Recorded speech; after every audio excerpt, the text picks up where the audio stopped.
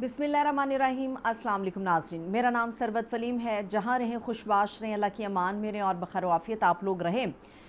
कल मुल्क के वज़ीर दाखिला मोहसिन नकवी ने एक भड़क मारी, या उसे पंजाबी में आप कह लें फड़ मारी उन्होंने, और वो फड़ उनके गले पड़ गई है। ख़बरें हैं कि उनके ऊपर बड़ा शदीद किस्म का दबाव है। और ये जो SHO वाली वारदात है या SHO वाली सोच है, ये मुल्क के वज़ीर दाखिला के जहन में आई क्यों, ये इसके ऊपर मैं आपको बताऊंगी। लेकिन शुरू यहाँ से करते हैं कि सुप्रीम कोर्ट ऑफ पाकिस्तान के जजेस के हवाले से जो चीज़ें सामने आ रही हैं वो कुछ ज़्यादा अच्छी नहीं हैं। क्योंकि एक तरफ तो जजेस की तादाद के ऊपर तो आएंगे, मगर उससे भी पहले जो बड़ी ख़तरनाक बात है, नईम पंजोता जो कि पाकिस्तान तहरीक इंसाफ से ताल्लुक़ रखते हैं, माहिर कानून हैं, इमरान खान साहब के वकील हैं, बुशरा बीबी के वकील हैं, कल उन्होंने एक टीवी शो में बैठ के ये बात की है कि जजेस को कंट्रोल करने के लिए ज़ाती वीडियोज़ उनकी बनाई गई हैं, और उनकी जो पर्सनल वीडियोज़ हैं वो उन्हें दिखाई भी जा रही हैं, और उनके ऊपर प्रेशर बिल्ड किया जा रहा है कि आप लोग जो हैं वो इस्तीफ़ा देकर चले जाएं। यहाँ पर दो सूरतें हैं। एक तो इस्तीफ़ा मांगा जा रहा है उन जजेस से, या कहा जा रहा है कि भुगतने के लिए तैयार हैं, ये लीक कर दी जाएंगी। और दूसरी तरफ सुप्रीम कोर्ट जो वारदात कर रही है, सुप्रीम कोर्ट के अंदर हुकूमत जो वारदात बेसिकली कर रही है जजेस को बढ़ाने की, उसका बड़ा गहरा लिंक है। सुप्रीम कोर्ट ऑफ पाकिस्तान के अंदर इस वक्त 17 जजेस हैं, और हुकूमत ये समझ रही है कि बर वक्त इंसाफ फराहम करना है, केसेस को जल्दी निपटाना है, तो उसके लिए ज़रूरी है कि जजेस की तादाद को बढ़ाया जाए। इस्लामाबाद हाई कोर्ट के अंदर इस वक्त 10 जजेस की सीटें हैं, मगर वहाँ पर सिर्फ 8 जजेस मौजूद हैं। 2 सीटें जो खाली हैं वो अरसा दराज से खाली हैं, मगर हुकूमत को इस्लामाबाद हाई कोर्ट के इन केसेस को निपटाने की फ़िक्र नहीं है। पूरे मुल्क की जो हाई कोर्ट्स हैं वहाँ पर तकरीबन 48 सीटें हैं जो इस वक्त खाली हैं। वहाँ पर केसेस को निपटाने के लिए हुकूमत जो है वो परेशान नज़र नहीं आती। लोअर कोर्ट्स की बात करते हैं हम, जिसमें सिविल कोर्ट्स आ जाती हैं, सेशन कोर्ट्स आ जाती हैं, यहाँ पर भी बेतहाशा ऐसी सीटें हैं जो कि खाली हैं, मगर हुकूमत को फ़िक्र नज़र नहीं आती कि वहाँ पर भी जजेस तैनात होने चाहिए ताकि हर अदालत का जो बोझ है, जो बर्डन है, उसको ख़त्म किया जा सके। अगर हुकूमत को फ़िक्र है तो सुप्रीम कोर्ट के जजेस की है। इन 6 जजेस की तैनाती के हवाले से हुकूमत क्यों इतनी फ़िक्रमंद है? मसला ये है कि चीफ़ जस्टिस काजी फ़ाइज़ ईसा साहब के जाने में कुछ वक्त बाकी रह गया है, ग़ालिबन 2 महीने से भी कम का वक्त बाकी रह गया है, और अगले चीफ़ जस्टिस मंसूर अली शाह साहब हैं, ये सबको पता है। मगर ये भी सब जानते हैं कि पाकिस्तान तहरीक इंसाफ ये पहले भी बता चुकी है, और इसके अलावा मुस्लिम लीग नून के अपने जो मौजूदा लोग हैं, जो ख्वाजा आसिफ साहब हैं, उनका भी ये क्लेम है कि हमारे तक इत्तलात हैं कि अक्टूबर के महीने के अंदर जब चीफ़ जस्टिस को तब्दील कर दिया जाएगा, नए चीफ़ जस्टिस तैनात होंगे, तो उस वक्त सुप्रीम कोर्ट ऑफ पाकिस्तान के अंदर इंतखाबात को कलअदम करार देने के लिए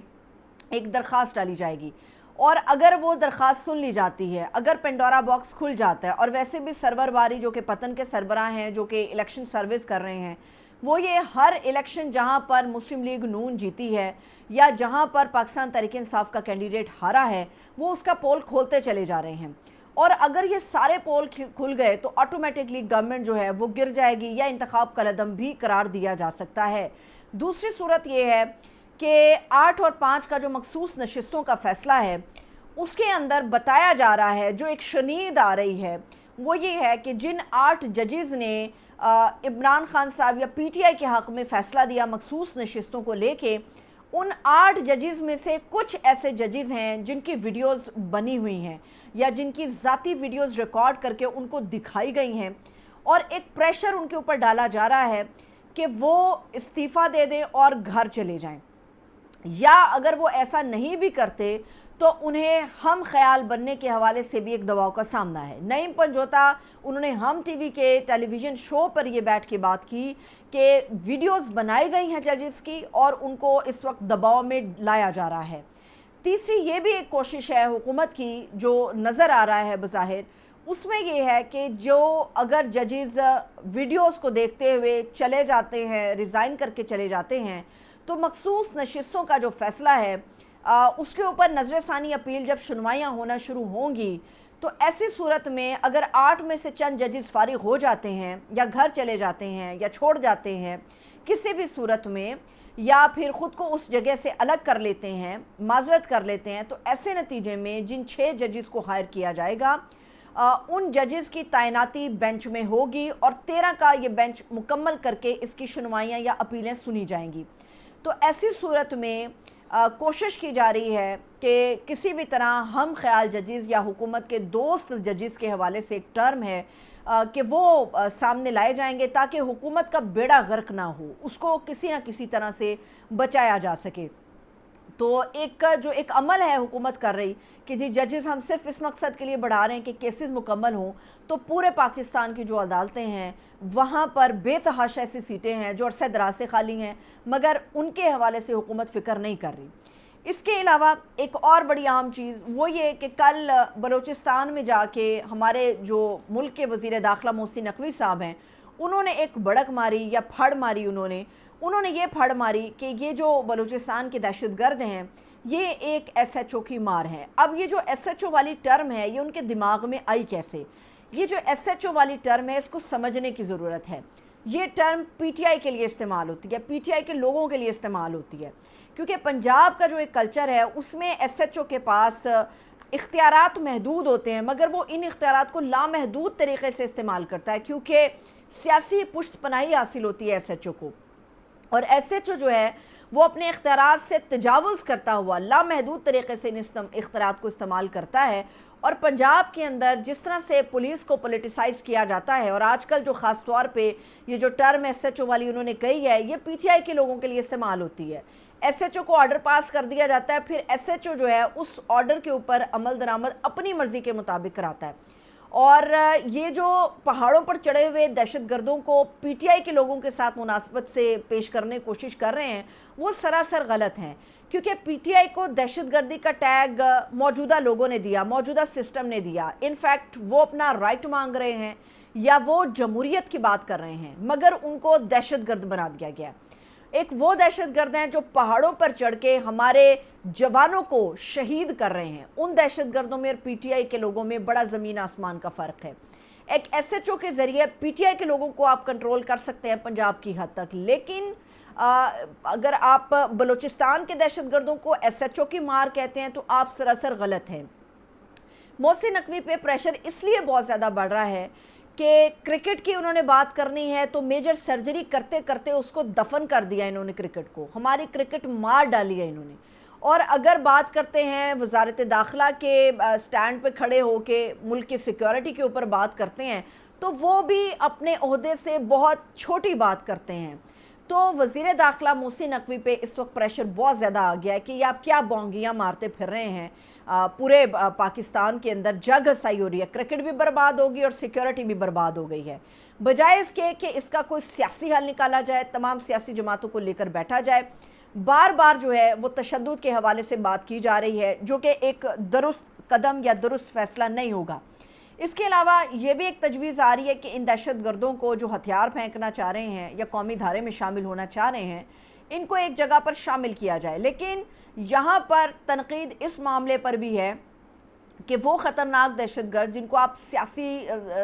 طریقے سے قومی دھارے میں لانا چاہتے ہیں، دوسری طرف پی ٹی آئی کے اپنے آپ کے پرامن لوگ ہیں جن کو دہشت گرد آپ لوگوں نے بنا دیا ہے، مگر ان سے بات کرنے کے لیے سیاسی عمل کے اندر کوئی بھی نہ راضی تھا نہ ہے، اور مستقبل میں بھی لگتا ہے کہ ایسا کوئی عمل نہیں ہوگا۔